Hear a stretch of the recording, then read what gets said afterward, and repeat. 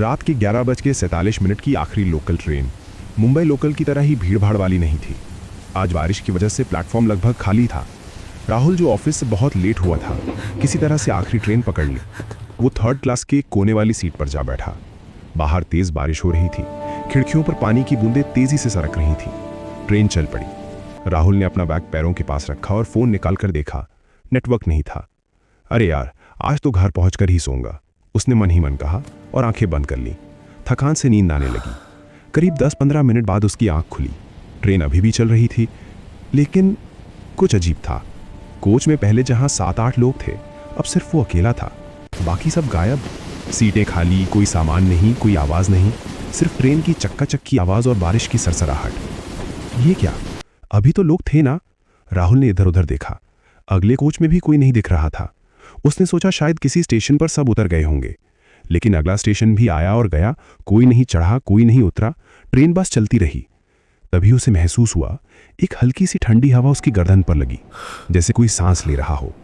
उसने पीछे मुड़कर देखा, कोई नहीं, लेकिन सीट के पीछे की खिड़की पर बारिश की बूंदों के बीच एक धुंधला सा साया सा दिखा, जैसे कोई औरत खड़ी हो, सफेद साड़ी में, बाल खुले। राहुल ने आंखें मली, कुछ नहीं था।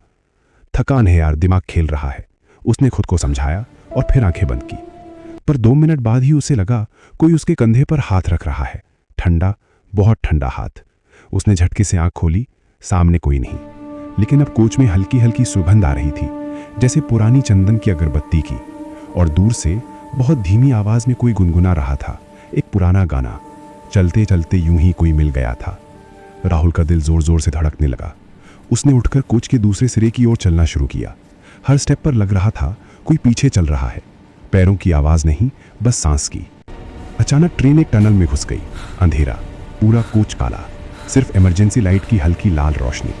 राहुल रुक गया। टनल लंबी थी, बहुत लंबी। ट्रेन रुकने का नाम नहीं ले रही थी। तभी पीछे से एक फुसफुसाहट आई, रुक जा, रुक जा। राहुल ने मुड़कर देखा, कोच के बीच में एक औरत खड़ी थी, सफेद साड़ी, बाल खुले, चेहरा नीचे। वो धीरे धीरे उसकी तरफ बढ़ रही थी। उसके पैर जमीन से ऊपर नहीं छू रहे थे, वो तैर रही थी। राहुल पीछे हटा। कौन हो तुम? औरत ने सिर उठाया। उसका चेहरा आधा जला हुआ, आंखें खाली, होंठ कटे हुए। वो मुस्कुराई।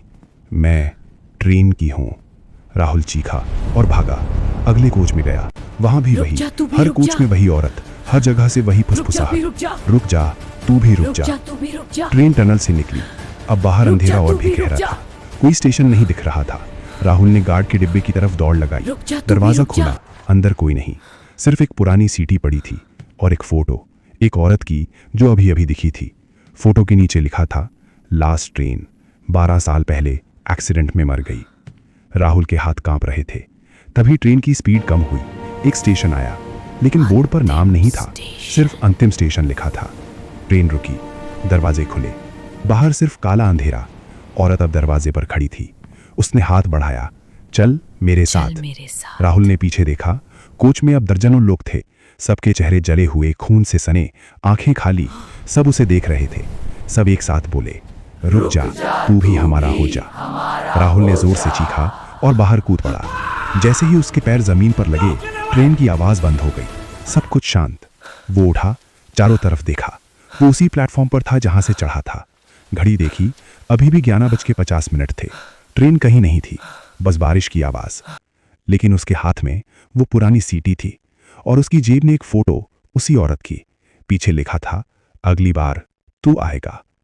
राहुल आज तक उस स्टेशन पर नहीं गया, लेकिन हर बारिश वाली रात को वो सीटी खुद ब खुद बजने लगती है और दूर से वही गाना सुनाई देता है, चलते चलते यूं ही कोई मिल गया था। अगर आपको ये स्टोरी अच्छी लगी हो तो आप अभी सब्सक्राइब बटन दबाइए और बेल आइकन को ज़रूर ऑन कर लीजिए, क्योंकि आप लोगों से ही मुझे मोटिवेशन मिलता है आगे वीडियो बनाने का।